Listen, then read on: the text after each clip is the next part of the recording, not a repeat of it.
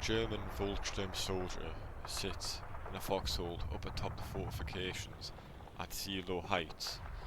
He's trying to huddle around with his comrades to stay warm during this dastardly weather.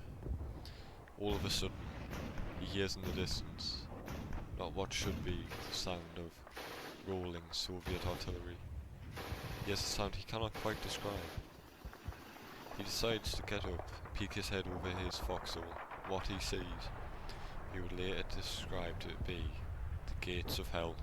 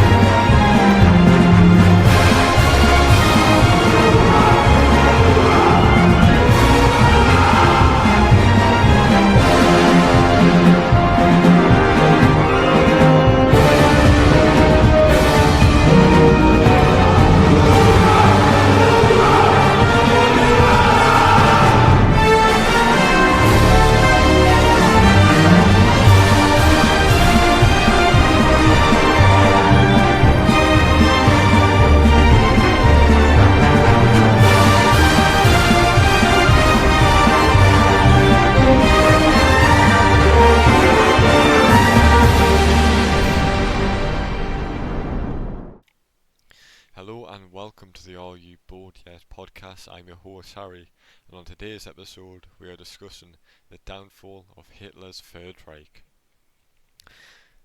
So, we left you off on our last episode, episode 6, Liberation. There was D-Day, Operation Overlord, and the liberation of France. As well, the prior episode before that we discussed the Battle of Kursk, the Soviet counterattack at Moscow and Stalingrad. Now, the Germans are having to fight a free front war from Italy, France and the Eastern Front. So, Hitler is trying to pull, how to put this, a masterclass counterattack to be able to stop the Allied forces in their track.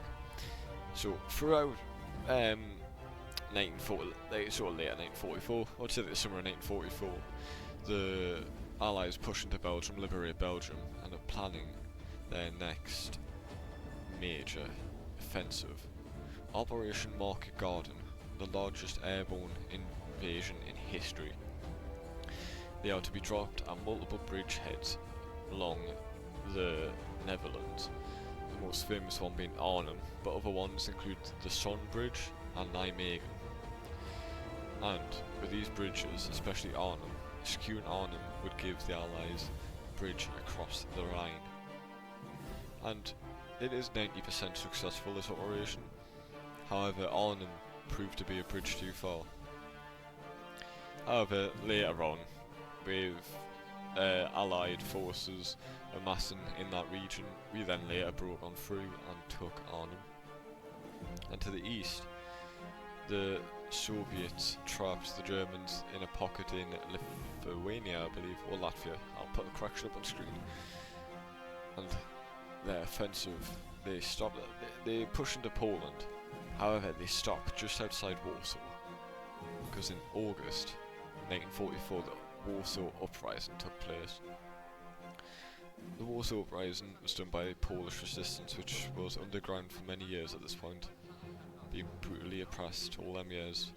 They rose up and there was bitter street-to-street fighting, some of the worst seen since Stalingrad, and the Germans unleashed hell upon the city like they did back in 1939, but this time it was tenfold.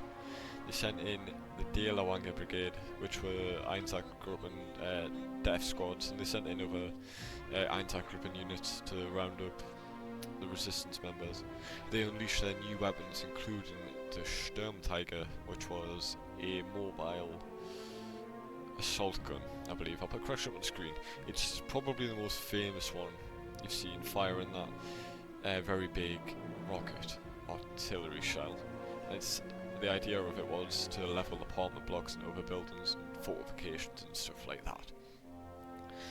But the Polish were trying to hold out, hoping that the Soviets would eventually reach the city.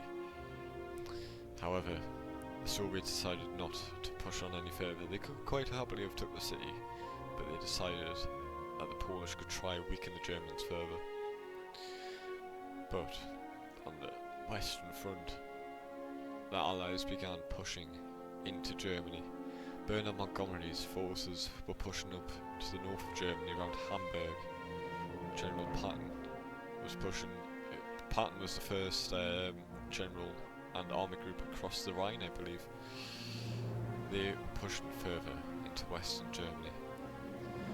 On the Warsaw Front, it was many months, it wasn't until October 1944 that the Germans were able to get rid of the last of the Polish resistance members, and at that point the Soviets unleashed their new offensive.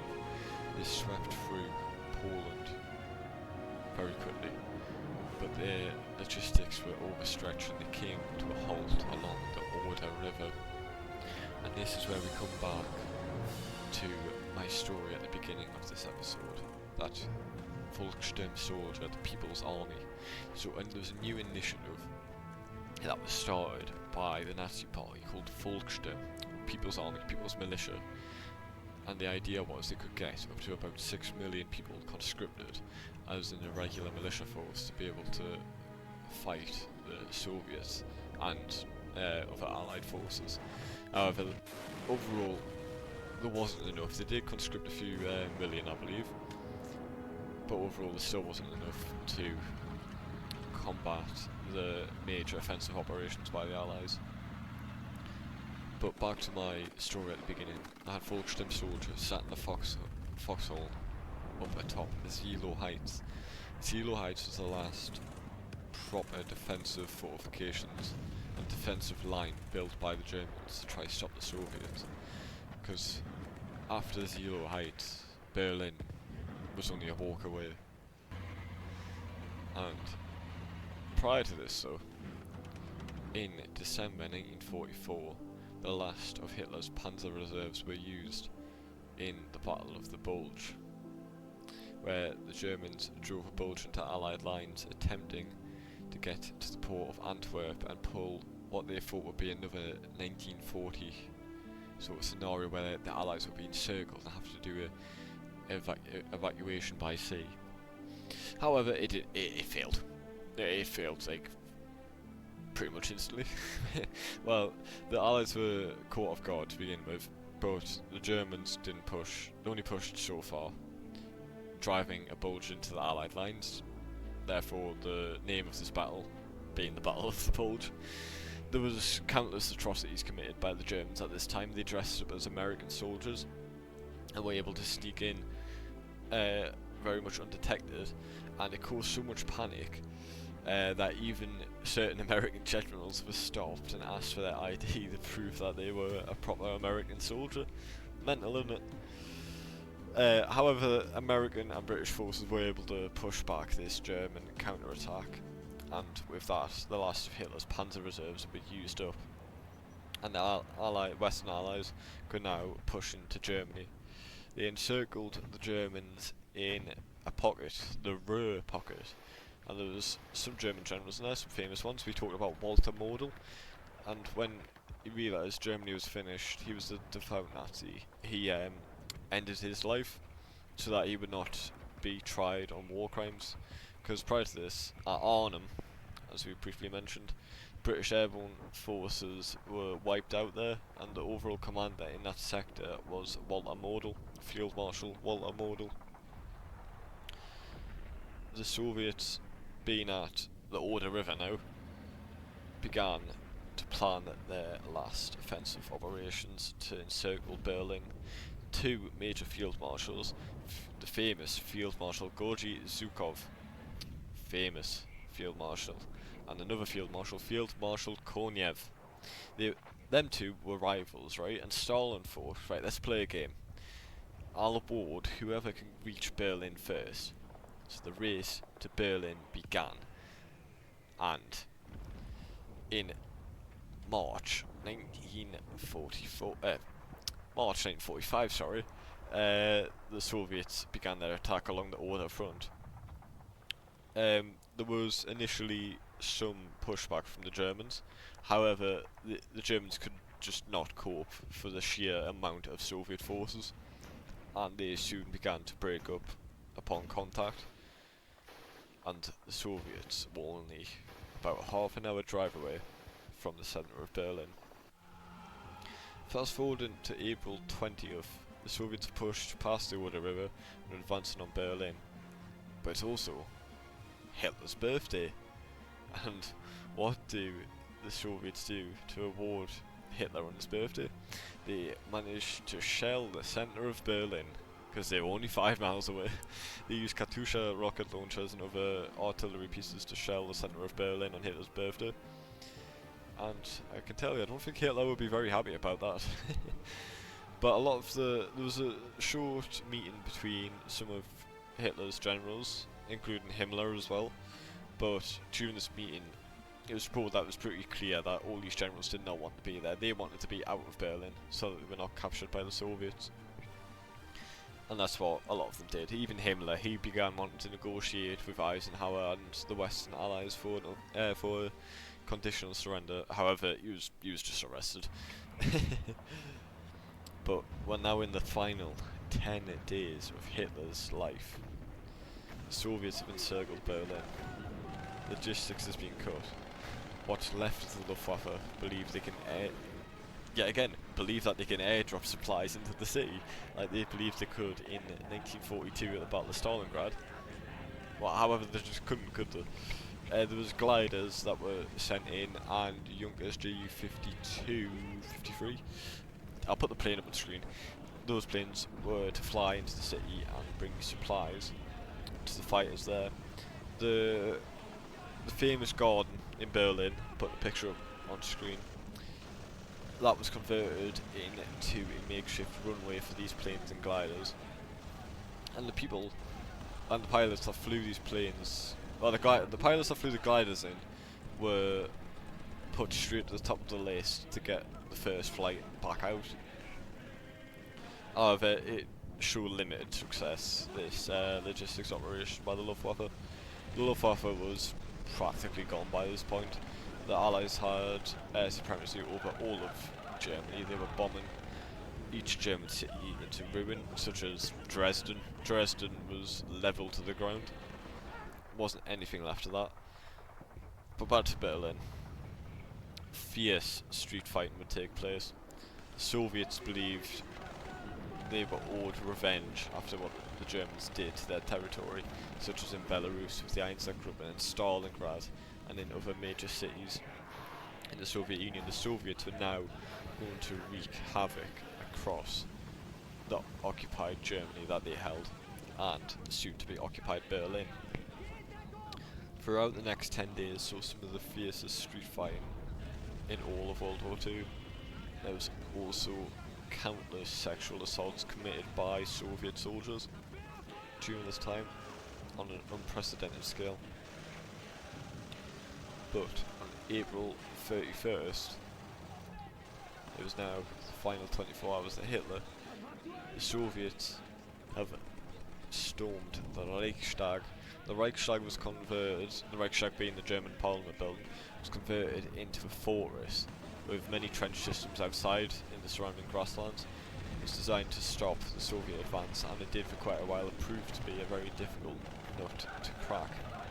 But eventually, with it's just the sheer amount of forces that the Soviets had, they could just overwhelm enemies by the amount of men that they had. And they did. On April 31st, they rose the Soviet banner cross atop the Reichstag. However, the famous picture that we see was actually took the day after by a Soviet cameraman. But by that point, Hitler was dead. In his final day, he married his long-term girlfriend Eva Braun. Finally got married. As well, he discussed a few things with his generals, his closest bodyguard, Otto Gunsch. throughout this time, we have to believe it would have been a very chaotic time for Hitler. Obviously, there's many depictions of Hitler in his bunker, such as the famous movie Downfall, where you see him ranting, such as in Steiner's counterattack, which failed, that famous scene. But on April 31st to May 1st, Hitler shot himself in the head, and Eva Braun took a cyanide capsule. What was left of the German soldiers in the bunker and the generals and Joseph Goebbels, all them high-ranking Nazis, took Hitler and Eva upstairs into the Reich's chancellery garden and had their bodies cremated, as upon Hitler's request. A lot more petrol was called up for, what was left of the petrol, and it took a lot of burning for Hitler to finally be cremated. And on later that following day, Joseph Goebbels and his wife killed themselves. But also prior to this, they killed all of their children whilst they slept, which was a horrific thing. Joseph Goebbels' wife, put a name and picture up for you. She made the children drink morphine to sedate them, and whilst they slept, she crushed cyanide capsules in their mouth. Terrific. But that brings it to an end. The Battle of Berlin. Hitler is dead. Joseph Goebbels is dead. A lot of other high-ranking Nazi leaders are dead, or soon to be dead. But Germany fights on up until May 8th, May 9th as well, if you count the Soviet one, because the Germans had signed 2 surrender pacts, one for the Western Allies and another one for the Soviets, both being one being on May 8th and the other being on May 9th. But fighting still took place. Grand Admiral Karl Dönitz became the new Führer for say. He became the new leader of what was left of Germany, and he was holding out in Hamburg. But he only lasted about a week. He didn't last very long. But that brings it to an end. For 6 years, Europe was plunged into a horrific war. And it was finally over. But this is just the beginning. As fast forward to 1946, the Nuremberg trials were taking place. They had to prosecute what was left of Nazi high command, including Hermann Göring, the most senior Nazi. He killed himself the night before his execution. A lot of Germans and Nazis were executed at Nuremberg. But during all this, Japan still fought on, and that is what we are going to discuss in our final episode. Stay tuned for that episode where we discuss the downfall of Japan. We will discuss the brief history of how Japan attacked Midway, and we'll discuss the island chain hopping campaign done by the Americans during that time, and we'll go up to the atomic bombings of Hiroshima and Nagasaki. Stay tuned.